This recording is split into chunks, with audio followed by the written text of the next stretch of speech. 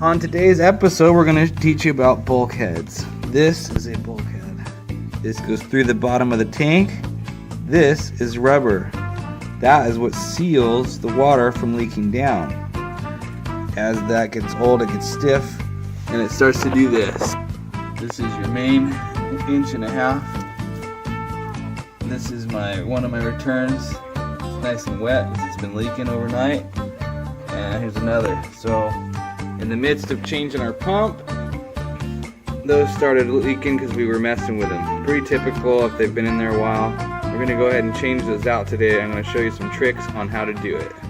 Our first step was to get the canopy out of the way.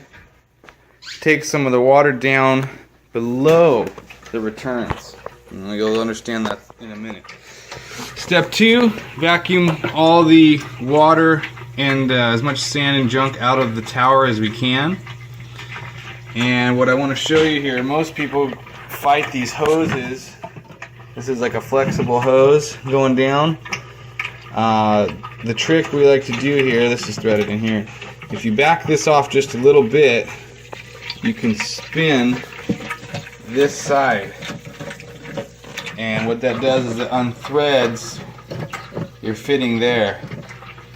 Then you can leave the hose on and everything else. So when I loosen that bulkhead from underneath, I can pull this straight up. We want to keep this job as timeless as possible because it is a little bit of a pain in the butt. Next step, heat gun.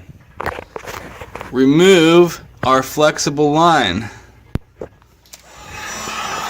you want to get these nice and warm. This will make your life a lot easier.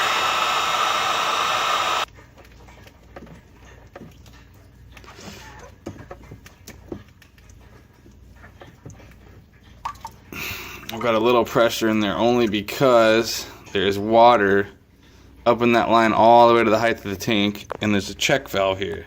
So I need to let all that water out. Once that's out, I'm going to pull this off. Then I'm going to loosen that nut. And we're going to pull this bulkhead out and change that rubber. Okay, my hose is off. This is what we're getting rid of right here. You get this guy loose right here, and that bulkhead will pull straight up to the top. This guy is your Barb fitting. And because this is threaded into there, this doesn't always happen. I wanted to take this nut off past that. It will fit. But this Barb will a lot of times expand this out to where that nut will not come off. It'll fight you. So if you can get this loose, you know, not always the case, but if you're having a hard time with it, take this out.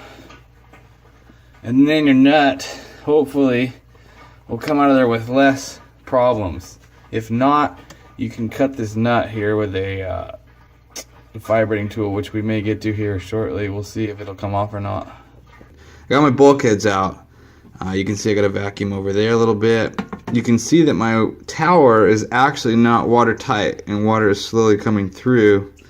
So it's kind of a downer, especially lucky for me it's dripping right in the sump. I don't know if you can see that underneath there, but keep that in mind. You know, you might, before you try to take any bulkheads out, you drain this tower, you know, see if it starts leaking on you, and then you know if your tower is watertight.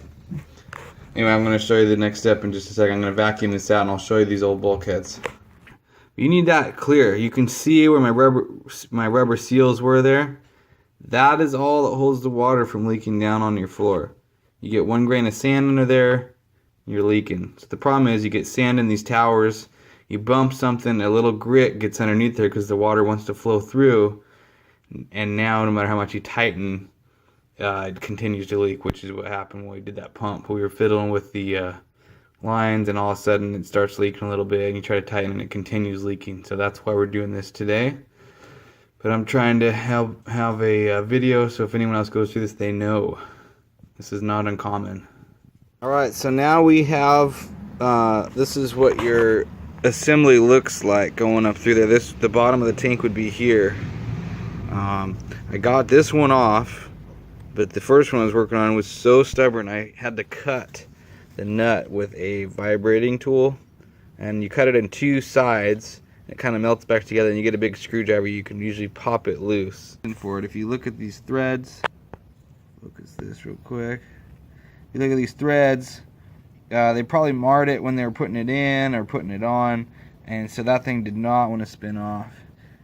You can see all the sand and shit under here since it started leaking, which will never seal. Another trick. This is my new fitting. This is hard. That's actually decent, but it's pretty hard rubber. You probably can't tell by looking at it. This is nice and soft. You can interchange this rubber. If I didn't want to switch all these parts around, let's say my fitting was a little different size. Sometimes they're slightly different and they won't fit in the hole, and you don't want to get the hole bigger. You can change this rubber to there.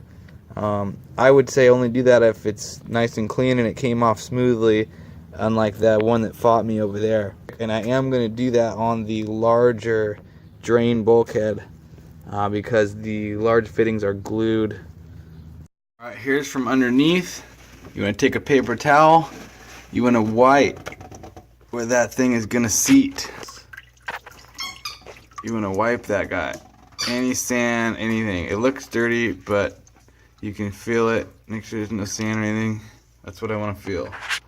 Here I have my new bulkheads. And the cool thing about leaving all this stuff together is it's already the right length. So I've wiped down inside here. Got my big one in. I'm going to try not to touch the sides and knock anything loose. Now, I'm not worried about putting the top on yet. I just want to get it setting in there. See that? This is really hard one-handed, but I just want to show you. So once I get this on and tight, then I can spin the top and get it in there. I'm going to put this camera down so I can finish this. The last thing you want to do, my new fittings are in. I've screwed this back together. I've snugged this. Some people tighten these to the point you can't get them off. You don't need them that tight. You get 4 or 5 plus threads, you're good. It's not going to spray water out. Down in there I'm empty. I'm going to fill this tower with water and let it sit for a while and see if my fittings leak. Because it's better than filling all this tank and then having to do all of the drain the tank back outside to my buckets, etc. So we'll do that next. This is a very important lesson. People that want to put bulkheads in the bottom of their tanks, if this were in the bottom of the main tank, I would be draining this whole thing, taking out rocks, sand, fish, to do the same procedure. It's the reason I hate stuff that's not on a tower, because it's not repairable the same way. It's a whole different job. Here's my new fittings underneath. Everything looks nice and tidy. I've put in some Christie's Red Hot Blue Glue on there. You can actually get that nylon fitting out later, but it keeps those from popping out. It's a little trick we do. Anyway, I'll keep you posted here in a short minute. Alright, this is what I'm looking for. We got dry fittings. We got dry fittings, no drips. So we're going to check on that over the next 24 hours and make sure in case we got to tighten anything.